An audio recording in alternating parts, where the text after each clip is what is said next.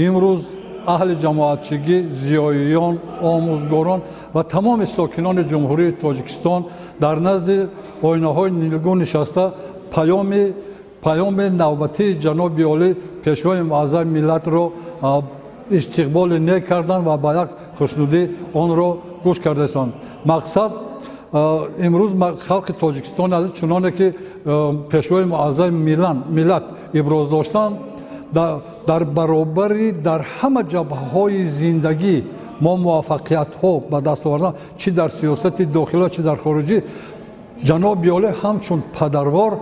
با مردم پند و اندرز گفت، مردم را نصیحت کرد که برای با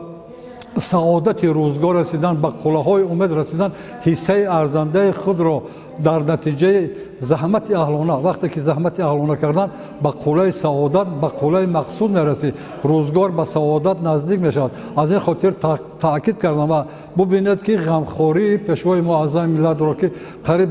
در همه سطح، چی نفخران، چی زیایان، چی کارمندان نظامی و دیگر زینه ها را همه با نفقه های بلند، یعنی پیشنهاد از 30 تا 40% که این باعث افتخار است و این چنین درباره تعلیم و تربیت، درباره تندرستی و هدایت کردند که برای چه مردم تاجیک 100 سال عمر نبود، چون که همه شرایط هم امکانات است و تنها برای این باید ما زحمت اهلانه کنیم، زحمت کنیم که به زندگی شایسته رسیم. و من اندیشه میکنم این اندرز و پند که امروز برای مردم ارائه شد، مردم را باز هم برای با الهام آورد و برای درشت و پیشرفت جمهوری تاجیکستان سهم ارزنده خود را میگذارم.